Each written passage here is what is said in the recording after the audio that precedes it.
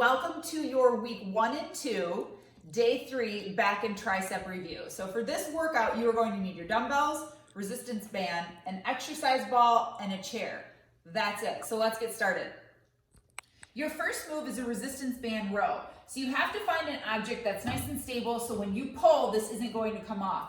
Most of your resistance bands come with an attachment. It's got a little ball in the end. You feed your band through it and you can close it in a door. You can use your banister. You can use doorknobs, but just make sure that it's stable and not going to come off. So when getting into this position, make sure your bands are equal. You don't want one pulled forward more than the other. Make sure they feel nice and even.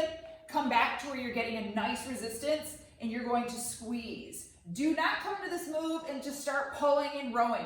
You want to be in a nice squat, have a good solid base, your weight's in your heels, sit up tall, and squeeze. We're going to be using our bicep muscles and our back muscles, our rhomboids, which are backed by your shoulder blades, and every move is with a purpose. After your last rep, you're gonna let them go, come immediately down onto the ground, and you're gonna go right into your mountain climbers. So you're gonna count 1, 2, 3, 4. Now when you're doing this move, you want your shoulders to be away from your ears and your elbows soft. And please don't run like this.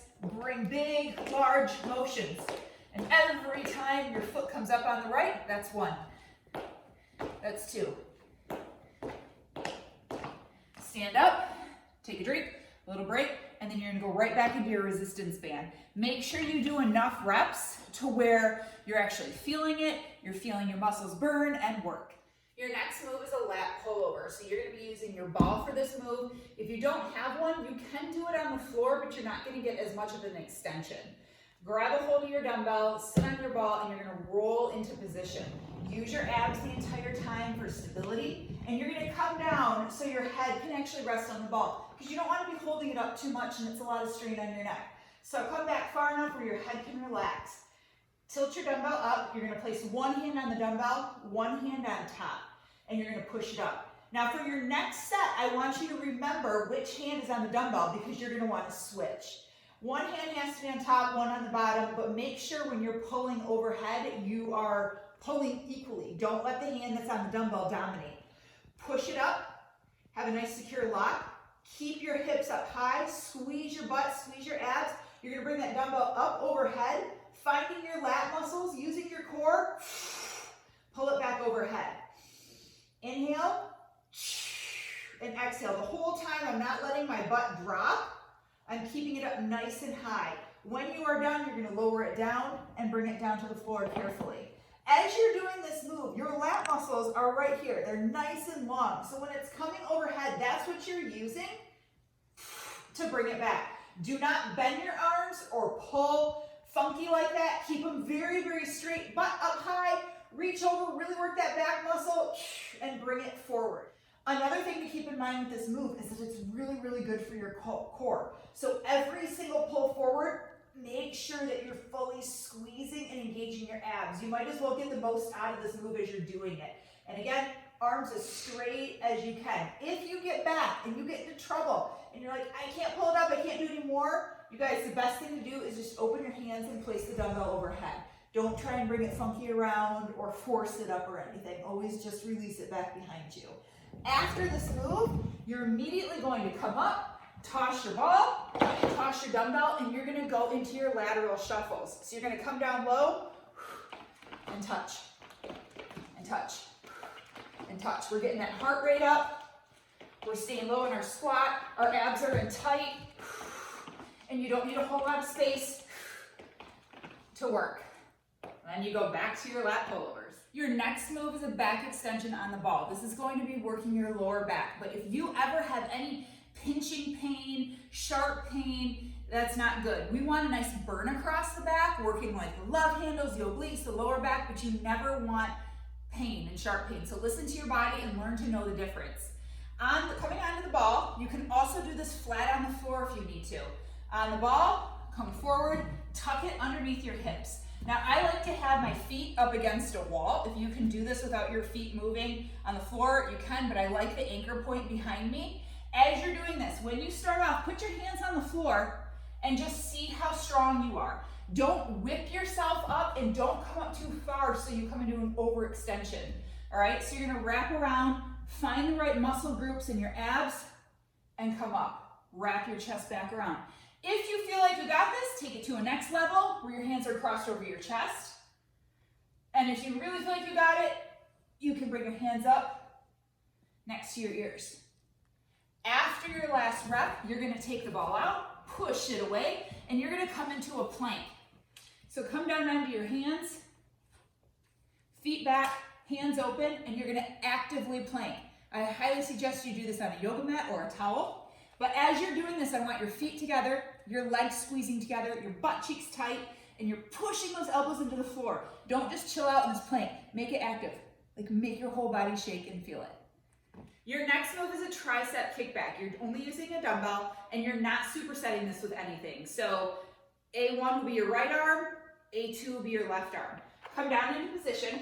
The arm you're working is the leg that's going to be back, so you want it to be matched. Take a nice wide stance. Your left hand is going to be your base. You could also put a chair next to you and use your chair as a base if you need to for stability. I'm going to use my hand, grab a hold of your dumbbell, elbow up high, and you're going to extend that dumbbell back, squeezing your tricep and bringing it back to starting position. Now here are your tips. You don't want to bring the dumbbell all the way up by your face and your shoulder. You want to pretend there's a wall here, and this is where you stop. So it's back to here, back to here. If you bring it up further, you have more of a chance to use momentum and to be swinging it all over the place. Elbow has to stay up high. I want you to envision that there's a glass or a cup of water on your elbow. So it comes up, and you have to balance that glass of water the entire time. Try and get that arm as straight as you possibly can. In every rep, you should feel the tricep, that back side of your arm, working. After your last set, switch legs, elbow up high, kick back, bring it in. Make sure you're stopping at the right wall and squeeze. This, you guys, not a tricep extension at all. This is, I'm gonna hurt my shoulder very, very soon. So keep your elbow up high, kick back, and squeeze. Go slow. Look at my pace. And back. Also, this shoulder, don't open it up. Keep it down. Both shoulders should be square in front of you. Your next move is tricep dips. So you're definitely gonna want a chair, something stable, maybe not necessarily a couch because it's a little too squishy, something a little bit more firm. You have two levels and ways to do these dips. Feet close or feet out. If you're doing it feet out, it's gonna be harder. Feet close, it's going to be easier. So pick your poison. When you're seated, place your hands directly underneath your butt. Then you know you're gonna have the right distance. You don't want your dips and your arms to be out far. You want them basically right underneath your butt. Shift your butt out, place your feet where you want them to be for this move. I'm going to take them out into a harder level, extending out. If you want a harder level and you're like, I got this, I'm an OG, you're gonna put your feet up, maybe on your resistance ball, maybe you have a kid's stool or something, but feet up in the air is definitely going to increase the intensity of this move. As you're doing it, watch the distance between my butt and the chair. You keep it close. As you get going, you will start to stretch out. Readjust whenever you need to. My elbows are gonna stay close together. And as I come up, I'm squeezing the triceps at the top of the move. This is what I don't want you to do. Look at how my shoulders are caving. Look how my chin is coming up. Look how fast I'm going. Keep your butt close to the chair. Drop. Push. Beginners, you're here. Drop. Push. If you have any shoulder pain, you can adjust your arms out a little bit and maybe not go as low. So maybe you just be here with a tricep squeeze. That's totally fine. But just listen to your body and see how it feels. After your last rep, you're gonna stand up and immediately go into jumping jacks. Remember, we don't want to flap like a bird. You wanna have control over your arms and your shoulders, squeezing the back of the arm so you still feel those triceps you just worked. 1, 2, 3, 4. And with every jumping jack, we're squeezing our inner thigh. We are keeping our arms in the right plane so they're not coming forward, right out to the side. And we're pushing off of our calf muscles and working really hard. Your next move is an overhead extension with a single arm. There's a few key pointers that I want you guys to really pay attention when doing this move. You can do this on a chair or a ball, it's completely up to you. When you're doing this move and you have your dumbbell up ahead, you want to make sure that the space between your ear and your bicep is very minimal. You do not want to do this move with your elbow out. Keep it close. Pretend my ponytail is braided down the back of my neck. That dumbbell is going to follow that braid all the way down and push it back up, squeezing and extending that tricep. Bringing it down, elbow stays close, bringing it up. If you start flaring out to the side, that is a sign that your dumbbell is probably a little bit too heavy for you. So you want to make sure it's nice and controlled and pushing up. So from the back side and fully doing the move, this is what it looks like.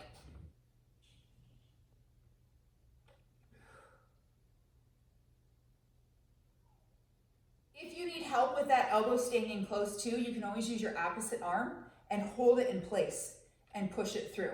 On your last rep, bring your elbow down and then release. Do not have it up here and like bring it around or do anything funky. Then you're gonna immediately switch and go right to the other side. Again, if you need assistance with that elbow, hold it with the opposite hand. After your last rep, you're immediately gonna come to your chair and you're gonna do your seated knee lifts. So bring your butt to the edge. Your hands are gonna be to the side just for stability so you don't fall off.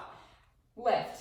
Now think of your hips and your hips as a pelvic bowl. Tilt them under. So you're creating like that scoop, that C right here with your abs.